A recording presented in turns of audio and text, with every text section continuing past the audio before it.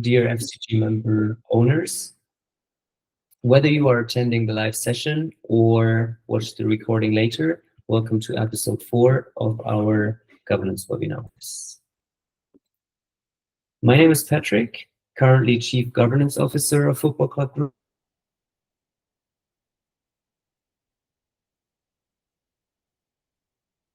More about FCG's board of directors, its role and responsibilities in our cooperative, and also how you can become a director yourself.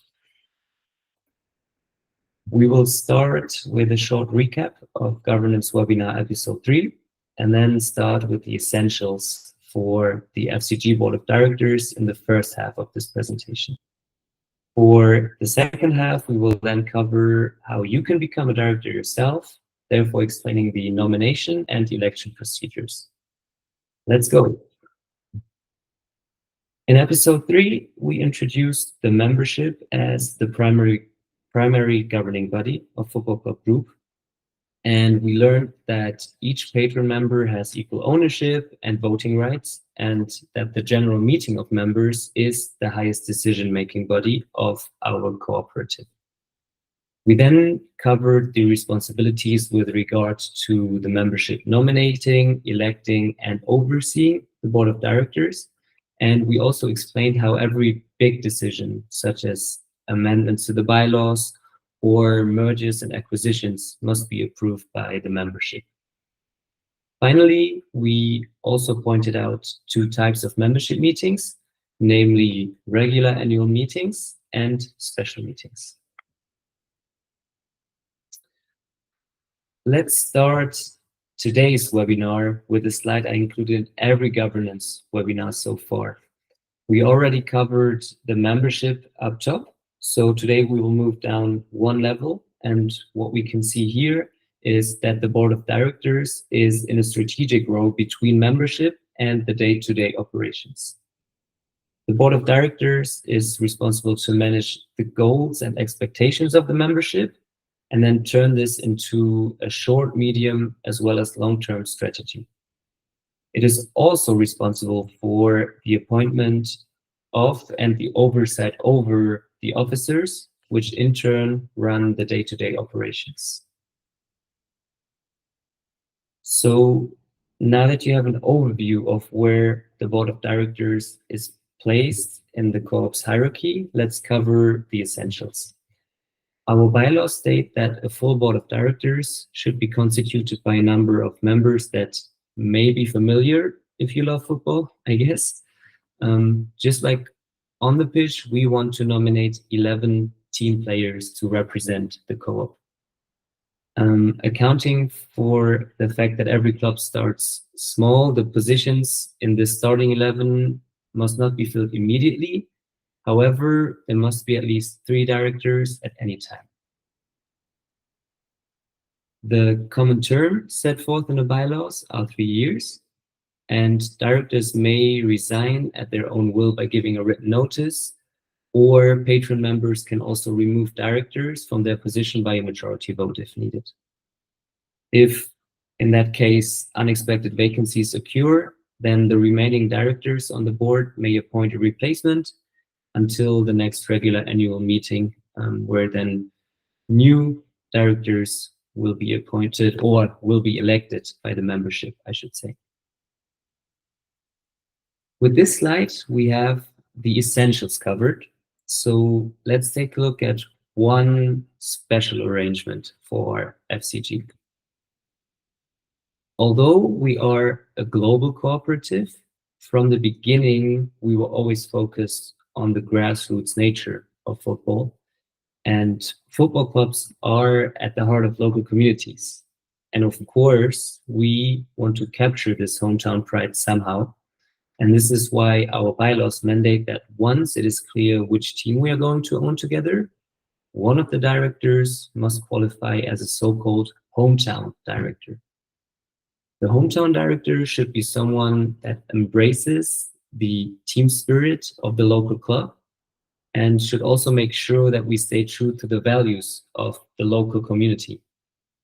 To do that, he is expected to be an active part of the local community, and in the bylaws, this expectation is expressed in terms of residency within proximity to the club.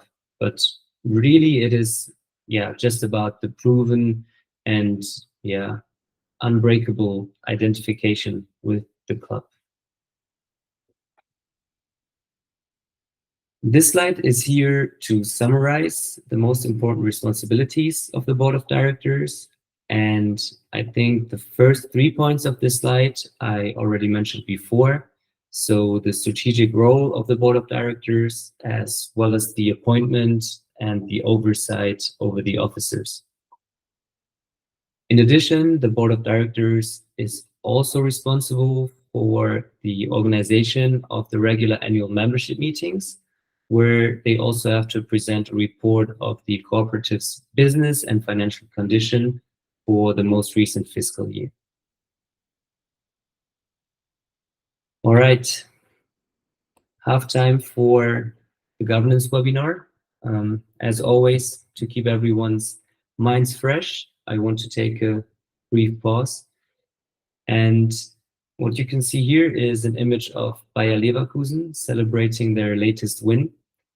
They are currently unbeaten for 50 matches, setting a new record in European football. It's quite unbelievable. After winning their first Bundesliga title this year, they now have the chance to go a full Bundesliga season unbeaten, and they would be the first team to achieve this, actually. And also they have 2 finals coming up, one in the National Cup and the other one in the Europa League. So they could even manage to win a triple and go unbeaten through all the competitions in doing so. I have to say the performance of this team has been nothing short but impressive. Some of the best football I've ever seen, I think.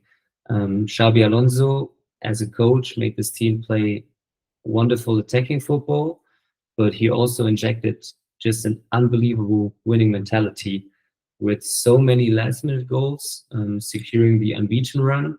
And even when the Bundesliga title race was already decided, they just kept on going. However, and there's the connection between Bayer Leverkusen and our topic of governance, you might know that the German Bundesliga enforces the famous 50+1 ownership rule, which mandates that the traditional members associations of clubs hold at least 50%. Actually, it is 50% plus one more vote. That means the majority of the voting rights in the entity running the professional football team. And interestingly, this rule is not without exceptions, and Bayer Leverkusen is one of them. As you can still see in the club's name, the football team was founded in 1904 by workers of the originally German, but now multinational pharmaceutical and biotechnology company Bayer. And until the late 1970s, the majority of players were still employed at the factory. To cite the statutes of the DFL, which is the association of all clubs playing in the first and second Bundesliga, the DFL decides upon exceptions to the requirement for the members associations to hold a majority shareholding in cases where another person or company has provided uninterrupted and substantial support for the football club for over 20 years. And with this exception, it is possible that the parent company Bayer takes over the profits and losses of the professional football team, which is criticized by fans of other clubs with regard to a fair competition on financial grounds. But without diving too deep into this criticism, personally, I think there are definitely pros and cons in creating a gray area with such exceptions. And yes, a factory club founded by workers of the company, for me, is definitely a good reason for such an exception. But here I really just wanted to acknowledge the incredible performance, really, and then also give a little bit of a governance context, as the 50+1 rule comes up regularly when we discuss the member ownership of sports teams. Good. So I hope that was a good little break with some interesting background from the all-conquering German team of this season. And after everything you've learned before the break, I guess your biggest aspiration is now to become a director at Football Club Group. So from our last governance webinar, we already know that the directors are nominated and elected by the membership. And let's cover the details of this process. At least 0.25% of members must support a nomination.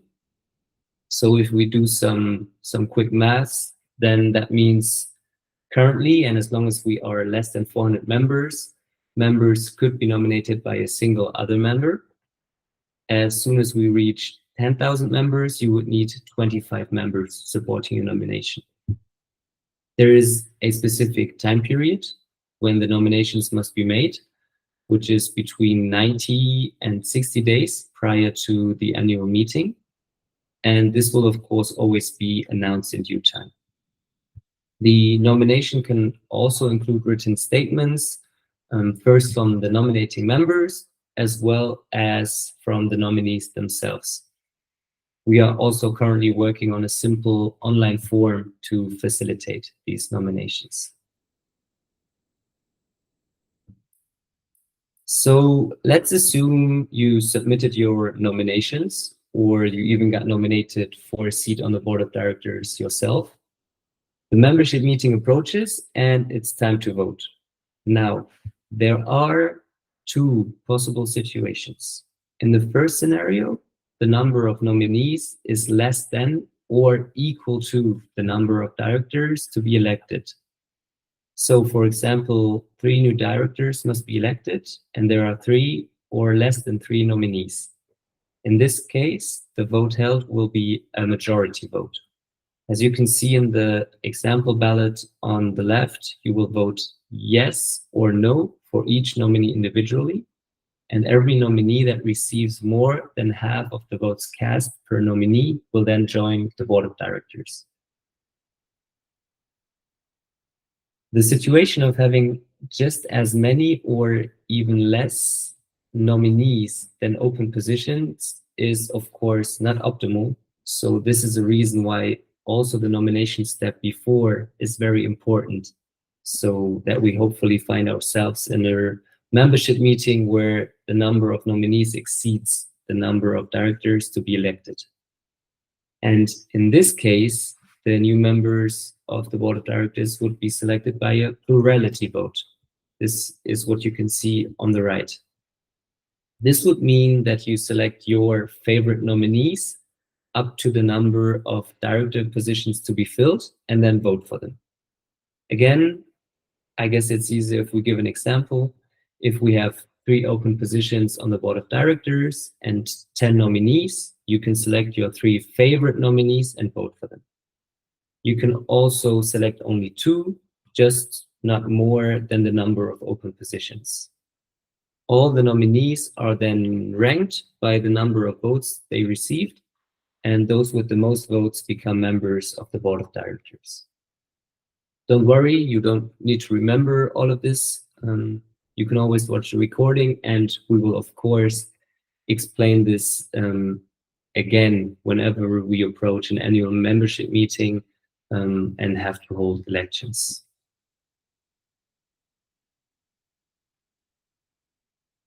So that was the information-heavy part of this webinar. Again, as I said, don't stress.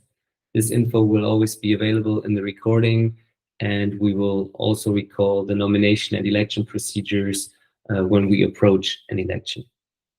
To close out today's webinar, I would like to present to you our current team on the board of directors. And we talked about a starting 11 before. Well, we can at least take on a 5-a-side right now. Our current directors are Anthony, Naomi, TJ, Rich, and Moha.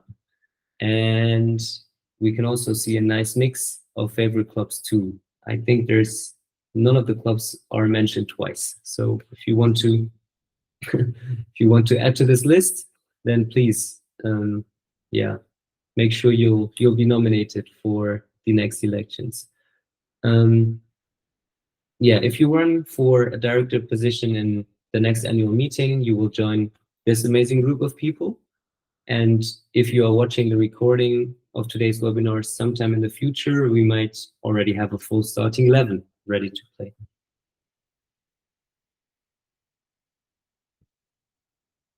And with this, we really come to the end of today's governance webinar. I want to remind you that we encourage you to provide feedback directly to the current board of directors or to the officers. Make sure to engage in our webinars and even in-person meetings like last week if you get the chance.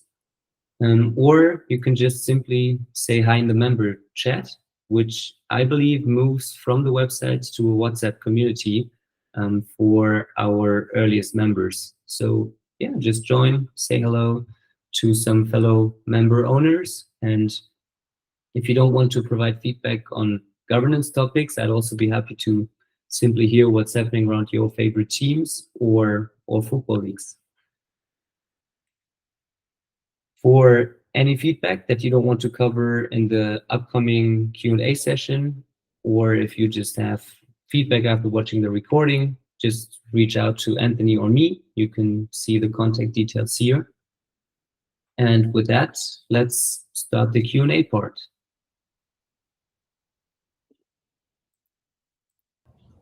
Awesome.